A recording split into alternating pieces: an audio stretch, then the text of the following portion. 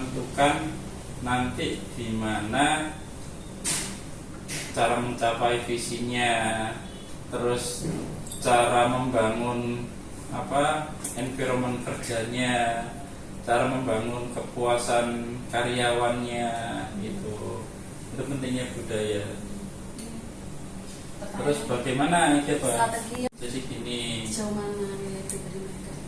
nah, di MKL itu selalu tetap ya, karena kita itu visinya usaha lillahi ta'ala karena Allah ya, bukan semata-mata mencari kepingin kaya. Ya, dulu kami kepingin kaya ya, sehingga usaha enggak jalan-jalan, usaha bangkrut, usaha gagal, usaha susah. Itu karena pengen kaya.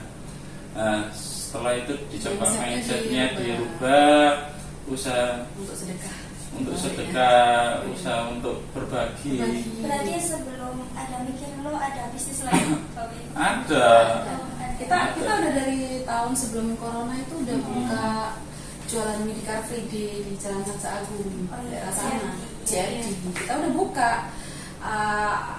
dari CFD dulu ya kita ya, dari CFD terus karena ada COVID, pandemi ditutup, terus kita bikin frozen pengiriman sampai Kalimantan, sampai truk kayak gitu ya, terus punya karyawan tapi di dalam rumah ternyata terkendala, ada regulasi Badan POM Bepom dari frozen food di mana Bepom itu kan harus punya pabrik. Kita udah ngurus ke Bepom, ternyata persyaratannya kita harus punya pabrik sendiri, harus punya rumah sendiri, nggak boleh bisa dengan tempat tinggal, dengan alatnya, terus kayak atas gini tuh nggak bisa, harus dikasih kayak seal kayak gitu biar nggak debu, sampai segitunya saya nggak mampu gitu kan. Ini tujuannya kok kayak buat UMKM terlalu berat, karena nyewa rumah juga mahal ya kan, apalagi rumahnya. Setelah dikalkulasi menyesuaikan anggaran anggaran modal, terus sama lihat proyeksi ke depannya sudah selesai COVID. Nah, sudah selesai COVID, akhirnya daripada uang dibuat frozen food, nanti emang punya mitigasi risiko kebiasaan orang-orang konsumsi frozen berkurang, kan ya pengaruh ya. Sama-sama buka aja kecil-kecilan, karena usaha kan di awal dari depan ini makanya nggak semi depan, agak semi depan. Di depan Kodarwo ada beberapa rame, terus mulai terganggu aktivitas warga karena rame, akhirnya kita buka parkir mobil kan. Tapi kita udah ada tukang parkirnya juga sih, tapi namanya tetangga mungkin ya. Nggak tahu ya warna-warni hatinya. Kita pindah sampai dipanggil Pak RT, padahal benar nggak ganggu, sampai kita lah dikali itu perjuangannya. Terus saya minta izin buat mohon sabar ya Kak, kami sedang cari kios juga, kedai juga, nggak gampang kan cari tempat baru, apalagi ini baru renovasi dan masih belum lunas utangnya gitu loh, baru sendiri renovasi depan gitu. Terus akhirnya dapat lah yang di Brotonegoro itu. Nah, jadi visinya tadi usaha lillahi ta'ala, karena memang visinya karena pengen nyari ridhonya Allah. Mau dibenci orang, mau di ini orang, tapi kalau memang untuk Allah, kok diterusin sama Allah, bukan malah diberhentiin gitu. Kasih jalan. Emang dari awal kayak gitu. Dari situ aku nanamkan ke teman-teman yang di kedai bahwa aku ini istilahnya hanya bergantung kepada Allah. Makanya di sana budayanya harus sholat nggak boleh ninggalin sholat. Makanya kalau hari Jumat kita masih kayak setengah satu. Iya, soalnya mungkin kita cowok nggak ada yang namanya mbak ini nggak sholat dulu gitu, nggak ada namanya gitu. Mau ditungguin orang nggak apa-apa, mohon maaf pasti ngerti kok. Soalnya kebetulan kan aku Islam semua yang di kedai, gitu ceritanya. Jadi memang ngaruh, jadi kayak karyawan memang aku suruh kayak jangan pernah tinggalin sholat kalau tidak di tempatnya gitu kan. Terus nilai pribadi tuh maksudnya menjaga kepuasan kerja. Jadi karyawan itu supaya yakin tidak saya dolimi karena ada perjanjian gajinya, perjanjian THR-nya, jelas haknya apa haknya, itu di atas materai. Jadi alhamdulillah nggak pernah namanya mundur untuk gaji.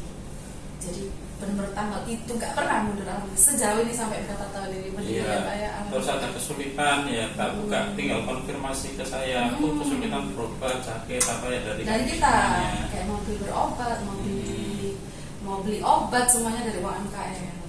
Jadi itu kepuasan karyawan. Iya, jadi kenapa sih karyawan aku rata-rata nyaman? Iya.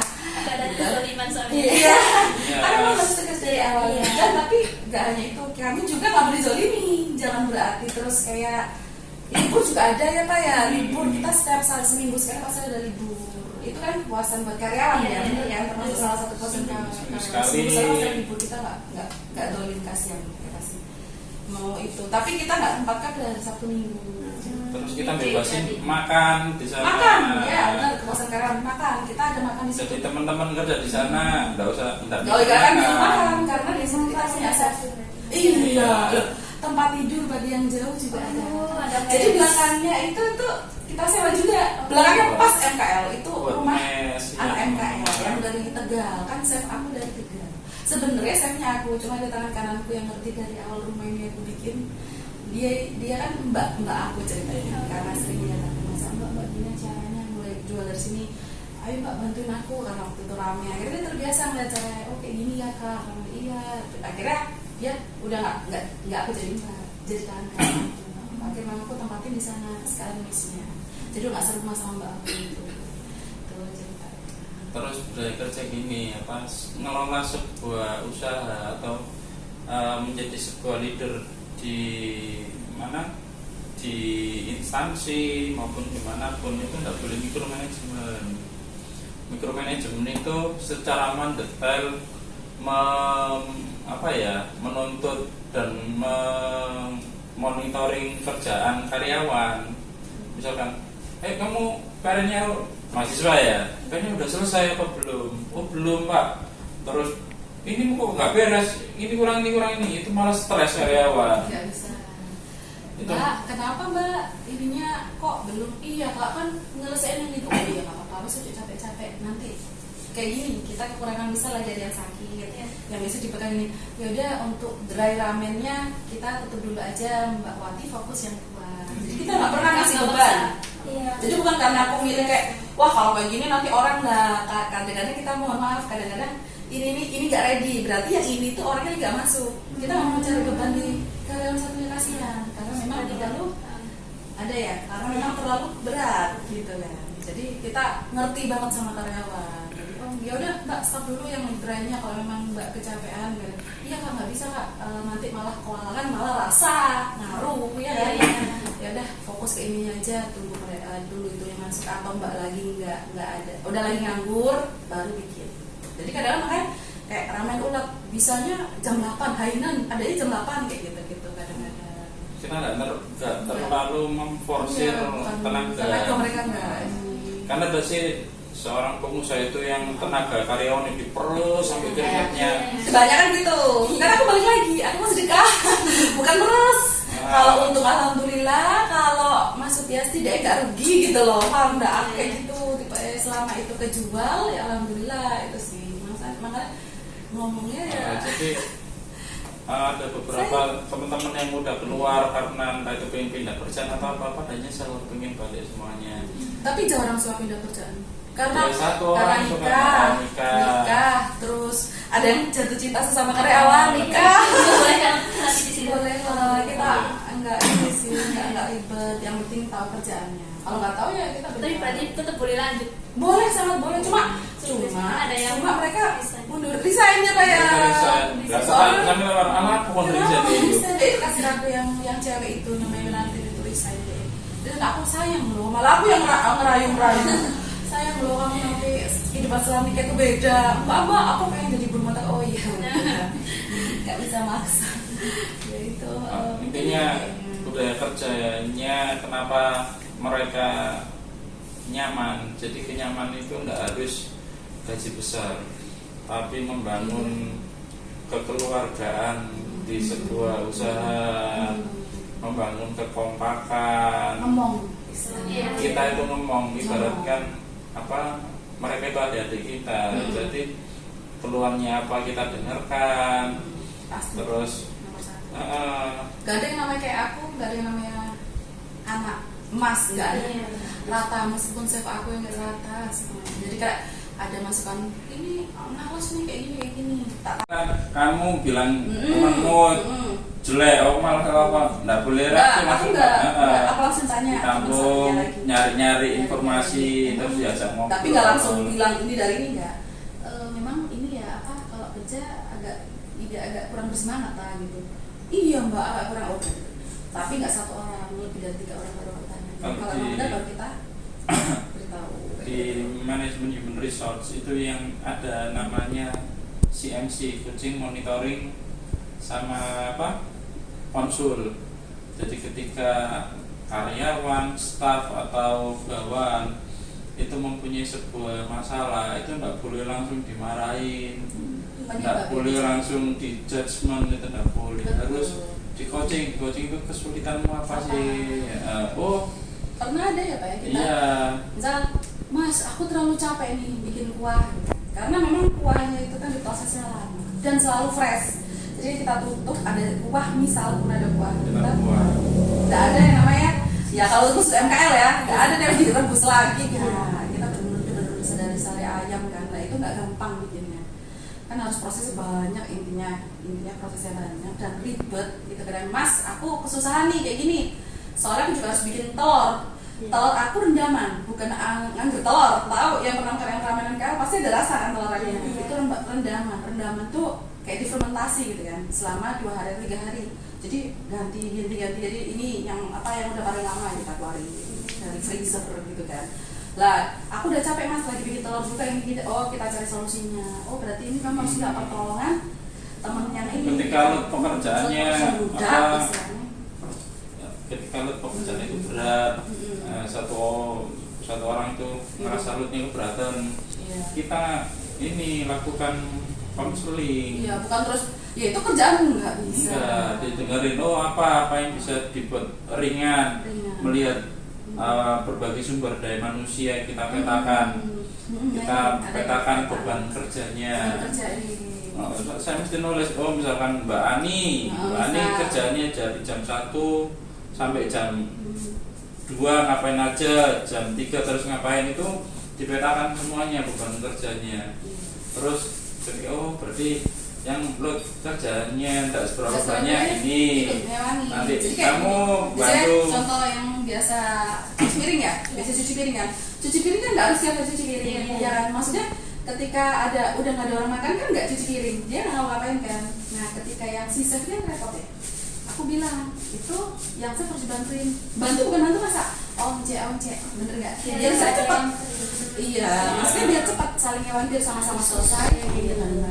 Penting kalau di manajemen itu mengetahui workload analisa. Tapi kita belajar. Yang bantu jadi kayak yang dijawab sama materi. Terus juga kita juga tetap ada namanya istirahat 1 jam, tapi beda-beda, bukan jam 12 bukan. Jadi ketika ini siapa dulu yang istirahat, bukan apa yang tentuin, yang serasa memang capek duluan. Misal biasanya mbaknya jam 1 ke jam 2 istirahat ya, tapi ternyata jam 12 sudah mulai capek gitu kan, karena persiapan dari pagi. Aku dulu deh istirahat. Setelah itu ada 1 jam sampai maghrib ada yang istirahat. Lalu yang istirahat. Jadi benar-benar gak ada yang namanya stres karyawan kayaknya. Tahu. Terus apa lagi itu kayak acak ya, kita jawabnya nanti dibilang-bilang sebenarnya dari back office-nya itu ibu sama bapak aja. Iya. Ada maksudnya ini sih, apa sih back office bagian apa? Jadi gini, ini sebenarnya ownernya itu Mbak Novia ini ya. Ya ownernya juga.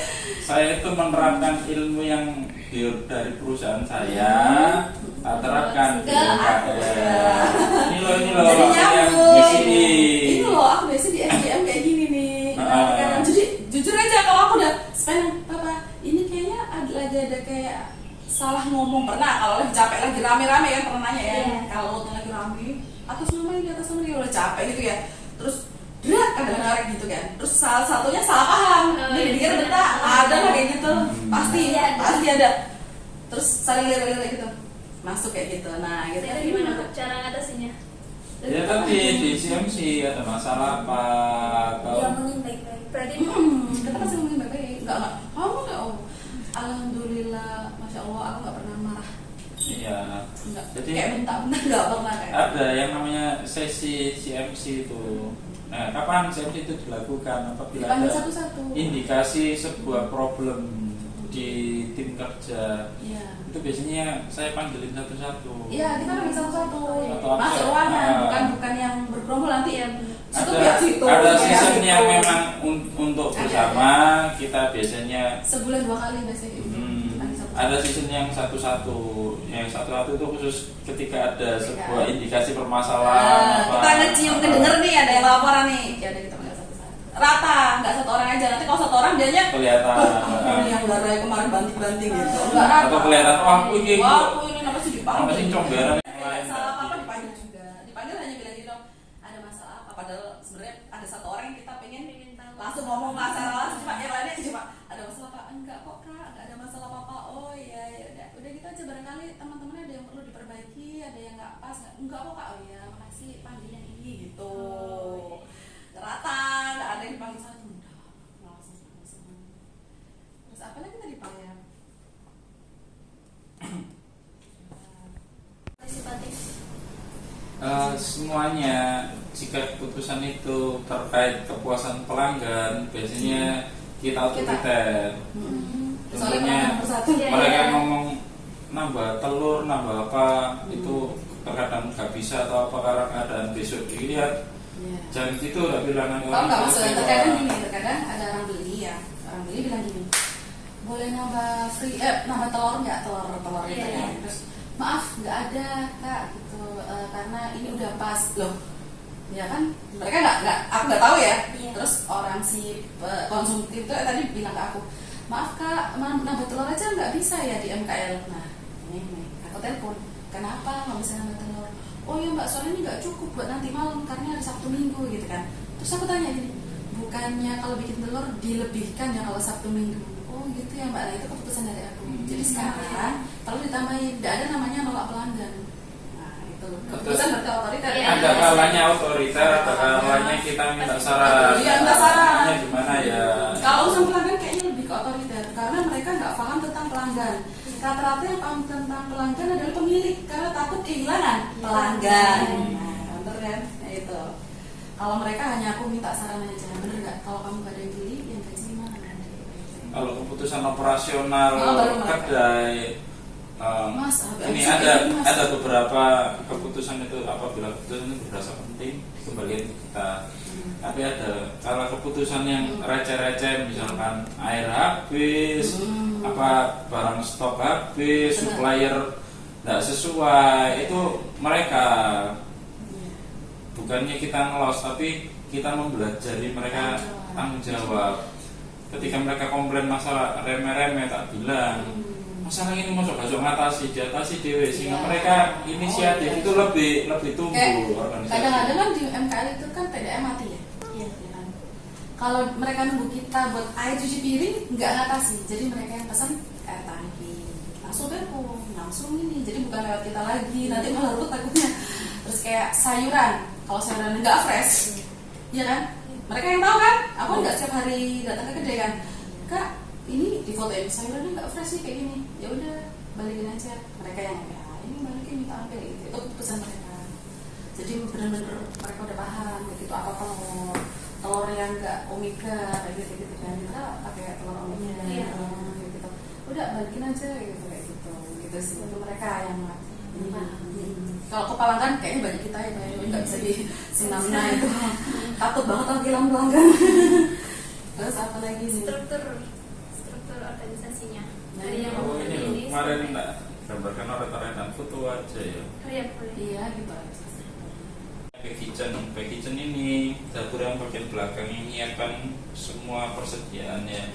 Ada chef satu orang, ada pembantu chef, ada yang cleaner. Kayak susu piring di belakang kan? Iya. Terus ada yang layanan yang di depan. Layanan. makanya keunikan dari kita itu salah satunya bukan hanya makanannya. Makanan enak kan wajib ya orang jual makanan minuman, tapi kecepatan dalam pelayanan. Udah pernah ke MKL? Sudah. Langganan ini. Oh, makasih. Cepet nggak kalau melayani? Iya, cepet banget. Udah bilang pelanggan pertama tuh pelanggan. Itulah salah satu budaya yang ditanamkan ke teman-teman budaya kerja. Dari apa? Value yang kita berikan. Kenapa sih buat usaha itu harus ada value-nya? Value apa yang kamu punya? MKL. Nah, MKL kan value-nya rasa, jelas ya. Rasa, terus layanan, itu diantara value-nya. Layanan itu bisa kecepatan, keramahan. Nah, untuk visi ini ngejarnya gimana? Ngejarnya tadi melalui menyesuaikan budaya karyawannya tadi. Budaya karyawan dibentuk untuk membiasakan teman-teman. Kalau kamu ada pelanggan harus peka, telinganya peka ketika pesan apa, ini udah peka ngurung kabeh. Iya. Kelihatan nggak mereka kan? Iya, ngeliatin semua. Ngumpul ya. Iya, kayak gimana? Enggak, memang gitu emang. Itu karena Jadi bukan Iya. ketika ada pesan apa, semuanya sudah istilahnya apa?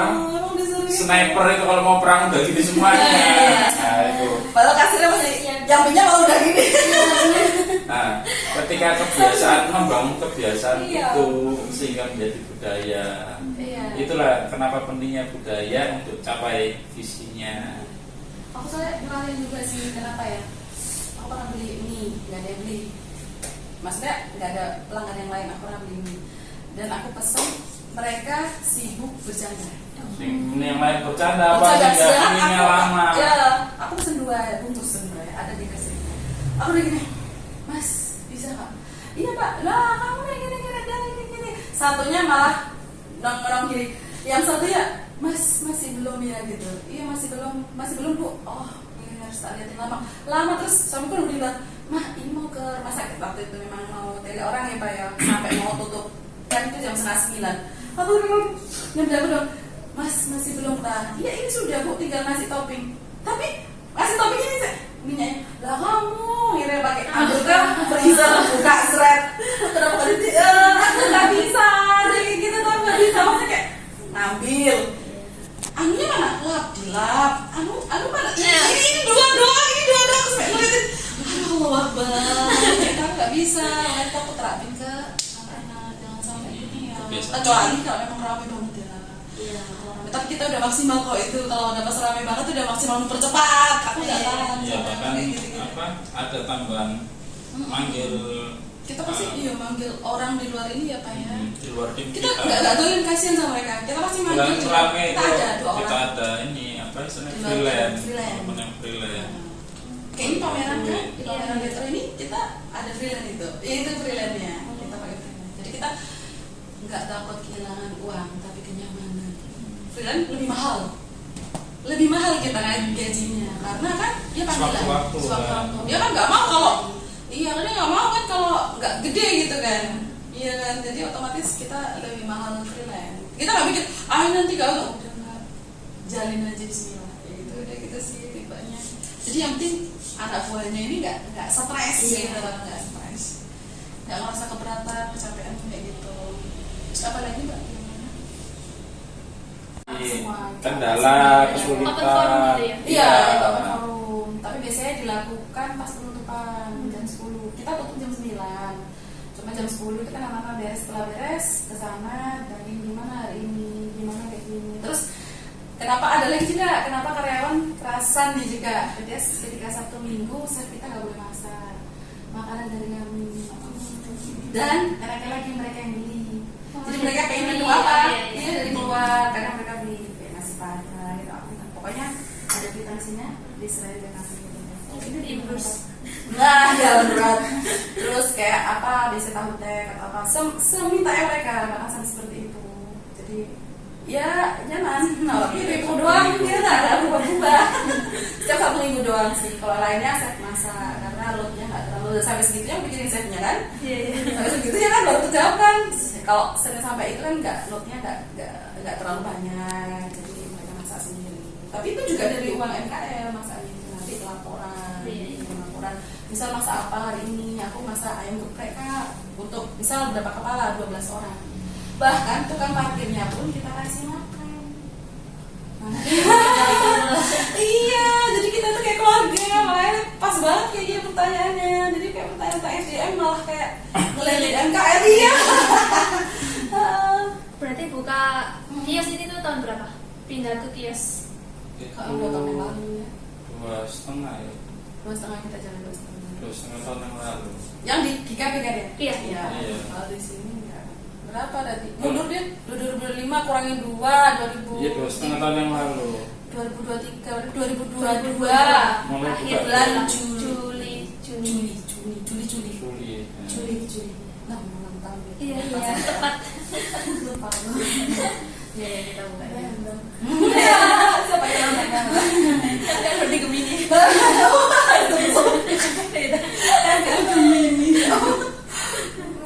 dari itu. Kita masih sewa ya Pak ininya. Berarti turnover karyawan itu sangat rendah berarti ya di MKM. Iya. Iyalah. Coba tanya mereka ya. Tanya mereka ya. Rata-rata yang keluar ya. Kerja di apa? Nikah. Bukan si Arif kerja di mana itu? Kerja di Chicken